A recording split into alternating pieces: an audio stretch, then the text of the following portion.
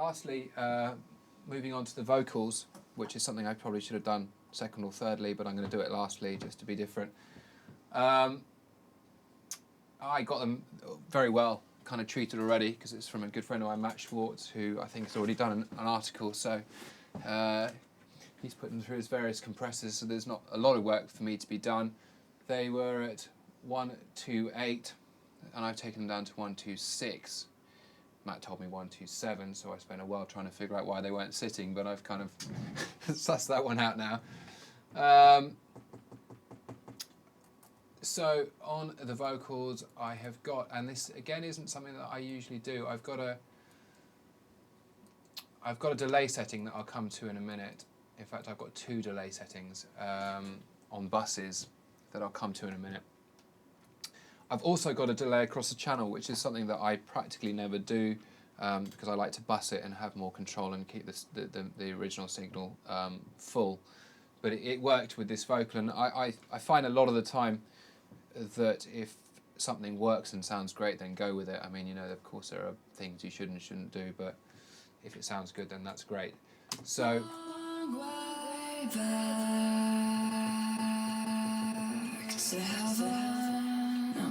And what I've done, I wanted a very kind of spacey kind of vocal. I wanted it to sound quite washy, which is hence the reason I've put a delay straight across the channel. I've not used the whole vocal. I've taken this part of the verse and actually sat it on a different timing as well and chopped parts of it just to sort of just to make it a bit different.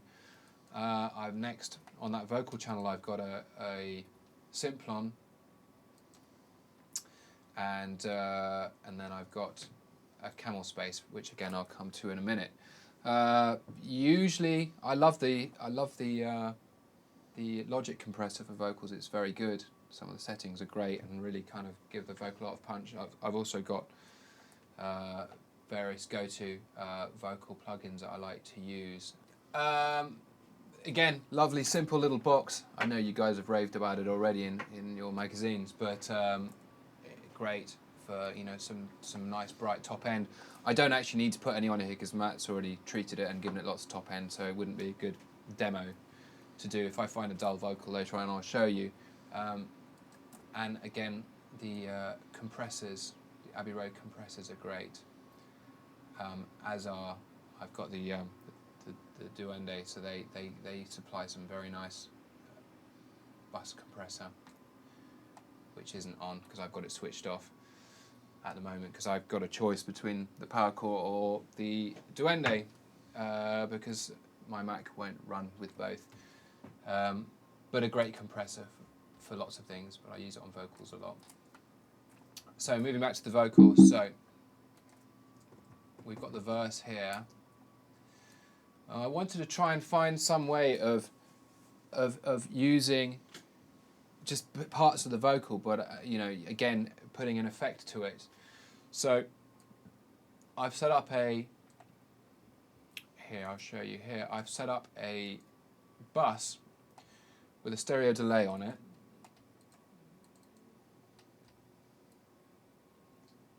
Like that.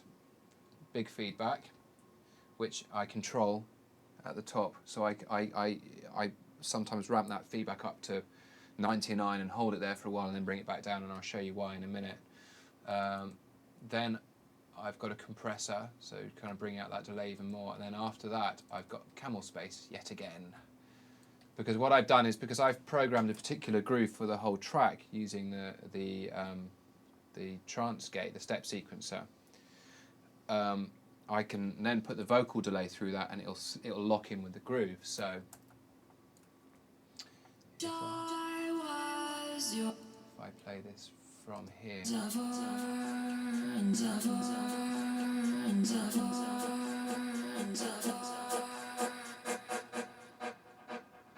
and then you can hear what's going on with the delay on that, and that's coming from these bits here, and you can see as that's running along.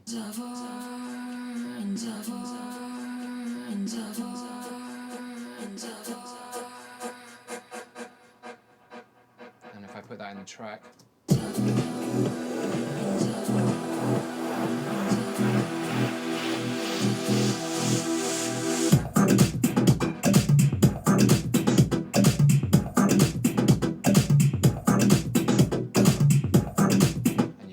just sort of going on in the background, and it just creates a nice little groove, and you can control that, and you know, keep it going for as long as you want to. Again, I've done the same thing here.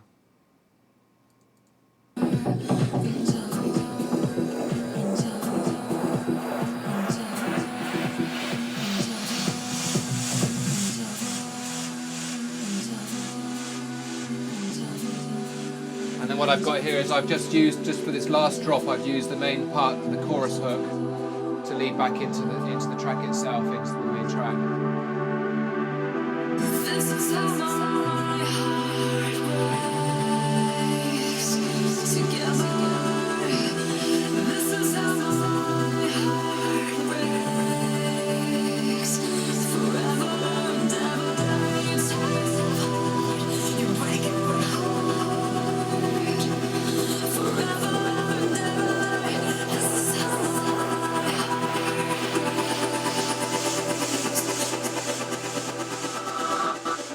And then what I've done with that chorus vocal is I've applied a bit of a, just slightly at the beginning, just a bit of the step sequencer, just so it kind of affects up, just makes it sound a little unusual to listen to. So if you listen to it, my heart breaks together. it's just gating very slightly.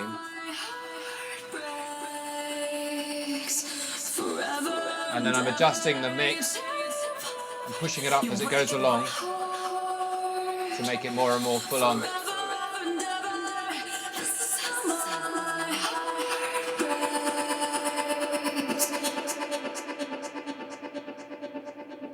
And then I've delayed that over, so I've got a delay on this channel that I've pushed up, so it's holding that trance gate. And also towards the end, I've rolled off the bottom end on that track, just so you know you're just getting the gate from the top frequencies of the vocal. So that's pretty much it on this. Oh, there's one other little trick I can show you with effects. That's quite fun.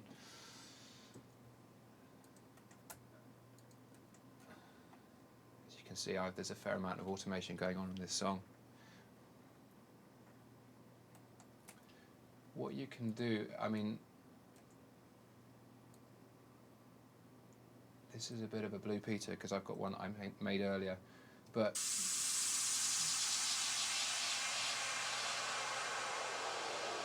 you can hear the way that that's tremming up and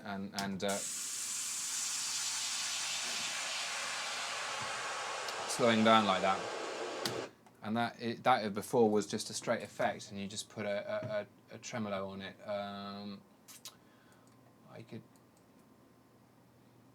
make one now. If we create an instrument,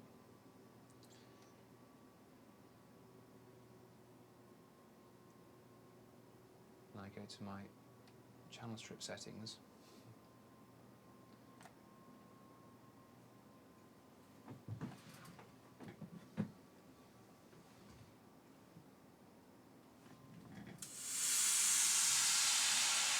so if we just play this in,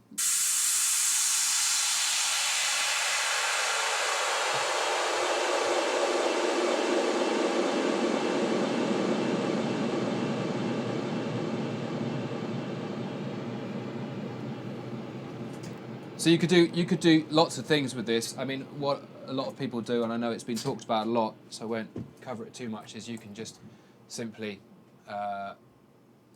set up a compressor like this with a side chain to the trigger, and then hopefully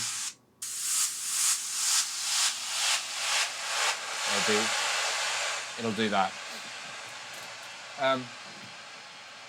This you can do also, which I think is quite interesting. You get the Logic plugin, the tremolo. I tend to put the smoothing all the way around. Let's just get this channel open.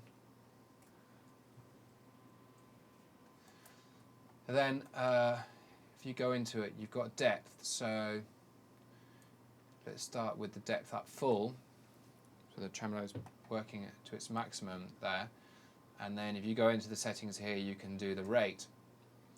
So I'll put the rate up to the fastest it will go whilst syncing up, so that's 164T,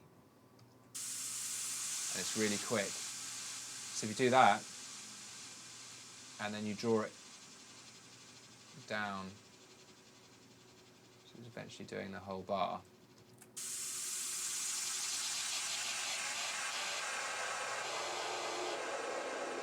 And then whilst it's doing that, if you take the depth and sort of about halfway through you start pulling the depth down, so it just turns into a big kind of big stereo field rather than tremming.